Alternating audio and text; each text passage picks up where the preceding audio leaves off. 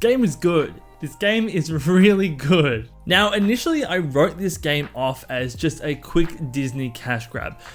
But the more I play it, the more I kind of prefer it to games in a similar niche such as Animal Crossing and Stardew Valley. I know that's a big call, but stick with me, I'm going to explain why. Now, this game at the time of this recording is still in its early access. This means that the story isn't finished and there are definitely some bugs that are present, but this game has the inner workings to be the next big farming life sim.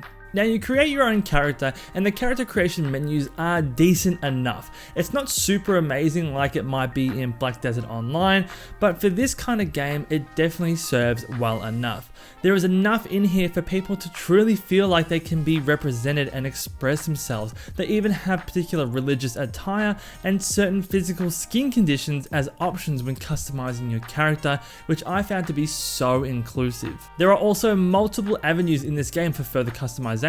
You can find clothing items throughout the world as well as buy more from Scrooge. On top of that, you can also get unique clothing when you befriend characters, but more on that later. Now, what if you don't like what the game offers you in terms of clothing?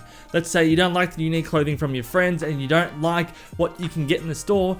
You can actually make your own. They'll go ahead and give you a blank canvas with a bunch of shapes, colors, and anything you want to add on there, and you can essentially create your own clothing line. One of the best things is that you can create this anywhere in the map. You don't have to go to a dedicated wardrobe or anything like this. You can create what you want, where you want, and when you want. Another really good consideration that they made is with the music. Obviously, being a Disney game, there is a range of Disney licensed music, but for the streamers out there like myself, there is a streamer-friendly mode where it will turn off all the copyright music and put in some copyright-free music so you don't get those DMCA strikes. Now, the world that you're dropped into is dark and it has all these thorny vines around. You're told that this world has been plagued by the Forgotten, a form of evil that has resulted in characters within this Disney realm being entirely forgotten. And it's up to you to get rid of this Forgotten, reconnect with these characters and restore the world back to its original beauty. Now, what took me by most surprise was the game's deeper mechanics. I don't mean deep as in like super deep, it is still a Disney game, but I was actually surprised at how in-depth some of these mechanics actually got. I've played a lot of Animal Crossing and Stardew Valley, but one thing that always felt flat to me were those NPCs. They were just kind of there and didn't really do too much to assist in your gameplay. Probably in this game's most unique feature is that once you unlock and befriend a character, you can actually assign them a task or a role. By assigning them a role, they can actually be invited to come with you to complete that particular task, and they'll add a buff. Now, farming in the game, from what I found, is the best way to make money, especially with those canola plants. But you can see how much money and potential that this game brings you when you have a buddy that basically doubles your yield with a crop like a canola plant that brings in so much money for the small amount of time it takes to grow. And thinking like this makes players really strategize, and that's what I mean, is it's a lot deeper than what I thought a Disney game would have. This friend mechanic really changes the way that you strategize and plan out your valley and how you actually interact with the world and how you make money. Now, looking at the map, you can see that there are many different regions in your overworld. And as expected, each new region unlocks a myriad of new things such as unique resources to forage, new things to mine, and you are also introduced to brand new characters. This space you'll be playing in isn't just limited to the overall map, however. There are also realms, which are themed worlds that you can teleport to through these portals, and they too offer their own unique items and characters to further progress in the game. I'm only going to be showing you the Wally world here, but as you can see as I walk up this castle, all these doors are portals to unlock to other Disney worlds. Safe to say, it made me so curious to find out who or what will be behind these doors and who I can bring back to my valley. Now, speaking of characters, you're actually able to get characters to come back and live with you in Dreamlight Valley. You can kind of think of it as the Animal Crossing's villager mechanic. You go to a particular island, or in this case their world, you complete a few tasks for them, and then once you've completed that, you can go ahead and invite them back to live on your valley. Now, there are other ways that characters will appear on your map as well. Some just also appear as part of the story, so there are different ways that characters will come back and live with you on your island. Now each character you bring back will also get their own themed house. So when you start to fill up your valley with multiple characters, it just becomes so visually interesting to walk around and have such discernible and recognizable houses in your own unique little world. It's a great visual that really drives home your progress and encourages you to go out and find more characters. Now, like Stardew Valley, there is a gifting mechanic in here as well. It basically is a like or loved or your favorite item that you can gift to a particular friend, and that will increase the friendship level.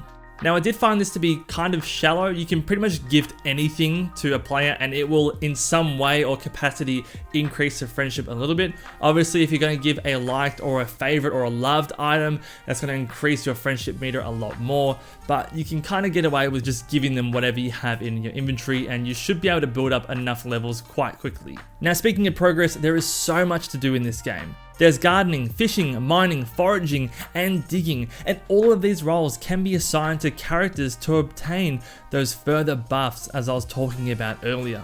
You can also shape the valley in any way that you want, being able to essentially customize most of its layout. There's also many collectibles, rewards, and achievements that players can strive to complete, and also means that you always have something to do or work towards. It means that you'll never really be in a spot or a situation in the game not knowing what to do. Now, one thing I love about this game is its efficiency. There really isn't any time gating in this game, which I love. One of the things that frustrates me in, let's say, Stardew Valley and Animal Crossing are when the restrictions kick in where the game basically forces you to kind of stop playing.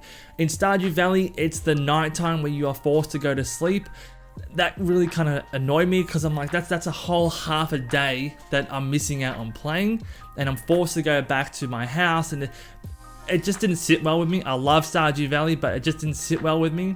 Another thing is Animal Crossing with the building and the time gating around how long it takes for those buildings to be completed. In Animal Crossing, you have to put a plot of land down for a villager to arrive the next day. In this game, you just get the house, you put it where you want it, you pay Scrooge the 1,000 coins or whatever it might be, and that character is instantly on your island straight away. There's no waiting, there's no time gates, there's no nothing. It's just put it down, the character's there, and you can start playing the game and building up that friendship with that character straight away. I love that in this game. Now, like Animal Crossing, you can go ahead and buy additional rooms to your house, and you can buy certain themed wallpapers, floors for the inside. You can also customize the look of the outside of your house, and basically customize it and design it how you want. And of course, there are a plethora of furniture options for you for that further customization. Now, this game isn't just completely free for all, play how you want when you want. There is a limiting factor, which is your energy meter. It's basically like your stamina meter, similar to Stardew Valley. It's limiting enough where I need to think about what I'm doing, but not so much where it causes frustration where I'm like, oh, I'm low energy again, I need to go back. There's enough in here to make it easy to deal with, as well as still being able to make it fun and enjoy the game. Now, from what I've come across as well, with the stores or anything, you have access to them at all times. There's no open close times or anything like that like in Animal Crossing. One thing that I really didn't like about Animal Crossing was the fact that because the time syncs up with your real time, I would normally play at night, but at night, most of the stores were shut. This game just has the stores open all the time, so whatever you want to do, you can do it at any time. It's so much better. Now, one big part of the game is resource gathering, and I'm really happy to say that I never really felt like this game was unfair in providing me the resources that I needed. In other games, if you're looking for, let's say, an ore deposit or something to mine, sometimes you'll find it, other times it's nowhere to be found at all. In this game, deposits are plentiful, they are easy to come by, and they respawn quite quickly, so you are constantly able to mine and obtain resources that you need. So that's a whole lot of positives. It's really efficient, it's really simple, there's kind of deeper mechanics in there, and you can really start setting up a really profitable farm if you really want to. There's a lot of areas to explore, a lot of areas to open up in the map and also the different realms, and you're meeting Disney characters. Super fun. But let's get into the things that aren't so great, more so nitpicks, but still perceivably negative. Let's start with the bugs. As I said before, this game is early access, so there are going to be a few bugs in the game. One of the bugs that I ran into was a friendship gifting bug. I had a mission where I had to get 3 friends over to level 5 in friendship. I was gifting, but nothing was accumulating. I restarted the game and the friendships that were on level 4 all of a sudden just went to level 7. So it accumulated everything, but it just wasn't adding it up in the game. Another bug that I had was when I invited characters to come hang out and basically help me with my farming or get those buffs, they just would not follow me at all. And I had another bug where I was just standing there, my character couldn't move, so I had to force close out of the game. Thankfully I didn't lose too much progress, but the bugs are still there. You're gonna come into them. Another perceived negative for some would be that the quests can be somewhat tedious. I won't go into too much here for spoiler reasons, but most of the missions here are fetch quests. It's go clear 5 of these things, bring back 3 of these, do X tasks 20 times, you know, things like that. Again, for me, it's okay because I don't really mind that grindy gameplay, but if it annoys you, it's something that you might want to keep an eye out for. Another perceived negative is that there is just no combat. No combat at all. The closest thing to combat is clearing these dark vines. That's it. There's just nothing to do in terms of combat. Another negative is that at the time of this recording and in the early access, there is no multiplayer at all. This game is perfect to invite friends over to my valley or for me to visit theirs and just be able to explore the world together. There is no such thing, however, there is going to be a multiplayer eventually added to this game. They have confirmed that there is something that's in the works. It's unclear when this is going to be arriving in the game though, but the most important thing is that it is on the way. Another negative is that the characters aren't voiced completely. I think that when you're having a Disney game, it would be so good to have the characters voiced entirely rather than just have text boxes. And also these text boxes don't actually matter. No matter what choice you pick or what option you select, it doesn't really have an impact on the narrative. It would have been so good to have these characters actually properly voice acted and read out the lines and to have some choices matter to actually add to the immersion in this new world. Another negative is that your character either appears to be too big or your camera is too zoomed in. So this means that the scaling is a little bit off, and when you're getting into really dense populated areas like the forest, your camera is constantly covered by things in the world.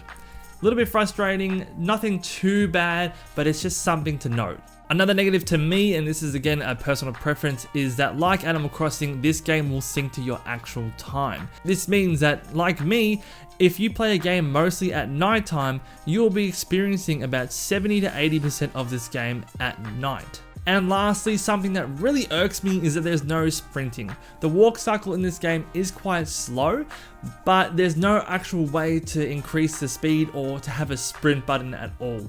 I don't know why they didn't put that in there. There is fast travel, which kind of negates that, but I would just love to have a sprint feature added in. So should you get this game? Well, if you like Stardew Valley, Animal Crossing, Disney characters, or even just farm or life sims, I'd say yes. There is a great drip feed of things to unlock. Players can visually see what their goals are and what they're working towards. The small bugs and nitpicks aside, this game took me by complete surprise and is a must if you're into the farming sim life. But let me know in the comments down below, have you played this game? What do you think about it? Who do you have in your island or valley, whatever they want to call it?